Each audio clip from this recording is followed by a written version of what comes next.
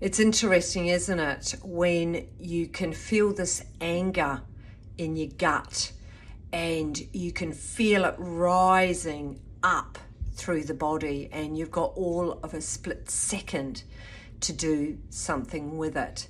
Instead of spraying it out on perhaps your partner or loved ones, being able to actually move that energy.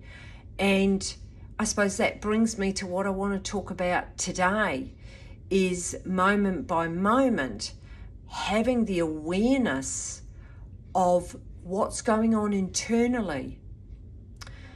For a lot of us, and it used to be me, I used to live in this. I used to live in the head up, and I would try and figure things out in my head.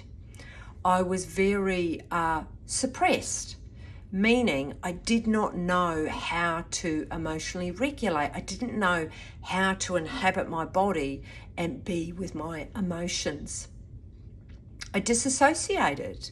I just totally disappeared. In fact, I'd go off into dreamland and go into imagination world. That started when I was really, really little, and I took that into adulthood. And with dissociation, suppression, disconnection, I call it living from the head up. But what happens is, well, you miss out on life because you're not in the full spectrum of emotion. You know, I used to live in sad, mad, or glad, and I did not know how to inhabit my body and be with my emotions.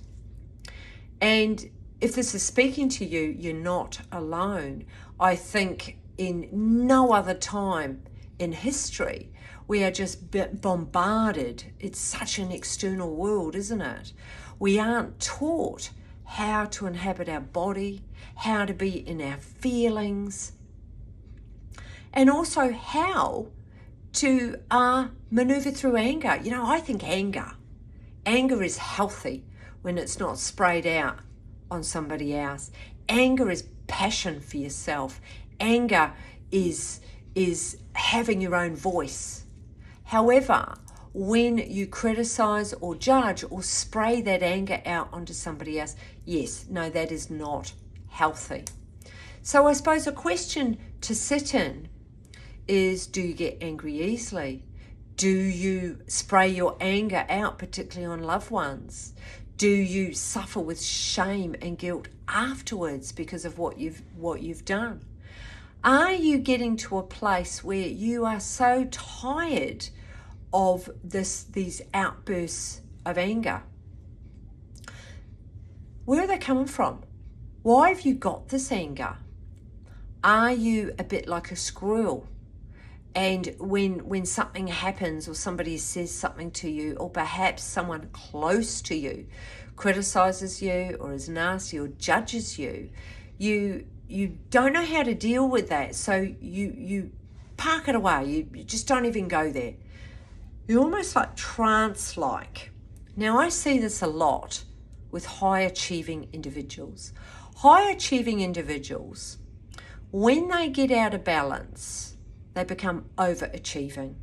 And with that overachieving energy, it's this going. It's this just perhaps not eating as well, perhaps not even drinking water, not getting the sleep, perhaps drinking too much, doing all these sabotaging behaviors because you're on autopilot. You're very much in that overachieving energy. And look, I know the overachieving energy. It's a really strong energy. But when you're in that overachieving energy, you are going to react. You're going to be so much more reactive. So you may get home and your partner or one of your children, they say something or they do something, and boof, you get triggered. So that anger starts to come up. And dependent on how full your tank is, or another way to put it, the pressure cooker inside of you, or another way, a Coke bottle, and it gets filled up. and you put it away. And then there's another time and you put it away because you're overachieving energy. You just put it away, put it away, put it away. What happens? Somewhere along the way, that Coke bottle has been shaken and the lid comes off, or the pressure cooker comes off, and this energy, and you can't control this energy, and boof, split second. But what I see over and over again is you spray it out on your loved ones.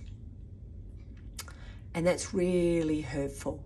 If you're on the receiving end of that strong energy, because you haven't taken time to process your emotions, you haven't taken rest time, you haven't taken time to nurture yourself or to actually drop into your body and go, well, what am I feeling? What you've done is you are self-rejecting yourself, and then your loved ones cop it. It's cruel. They don't deserve that.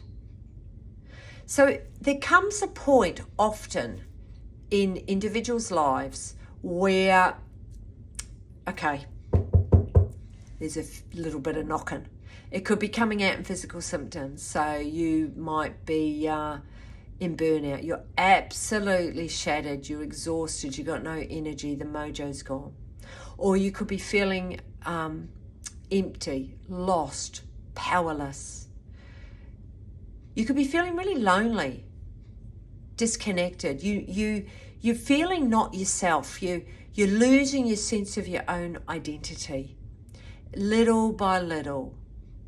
So all of this comes under awareness. It's about having awareness in any given moment, to be able to name what you're feeling, notice what you're feeling, recognize what you're feeling. At the moment, I'm waiting for a call because my father is coming to the end of his life. He's in the last hour, the last day, the last few days, and he's over in New Zealand. So moment by moment, I'm actually very aware of what I'm feeling. And my self-compassion, my self-care, my self-nurturing is up a level. Because for me, I want to be in my body and I want to be with whatever emotion is here. I can't control emotions. I have no control over my emotions. I know my vibration today is lower, and that's okay. And I'm at a place of acceptance that this is where he's at right now. Because I'm in a place where I can process my emotions moment by moment. I can turn up for myself. And I never used to be able to do that. All that I've described is what I have lived. But now I'm at a place in my life and in me where I've got a head, heart, gut connection. And it's just trusting in the cycle of life. I do trust in a power much bigger than me. That universal intelligence is so much bigger than me. And, it's just trusting and letting go and coming from a place of love. Because we choose, moment by moment. We can be in fear. And I'm not saying that I don't drop into fear. I drop into fear. And fear looks like I overthink, I analyze, I worry, I try and control. It's, fear. And I'm really aware of it when I get into that. And I am a high achiever. And when I get into that overachieving, that's fear. So at any given moment, I choose to live in love. And for me, it's below the line or above the line.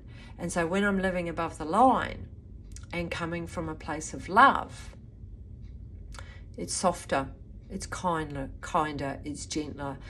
Like I said, for me, self-compassion and self-nurturing at the moment is absolutely crucial for me.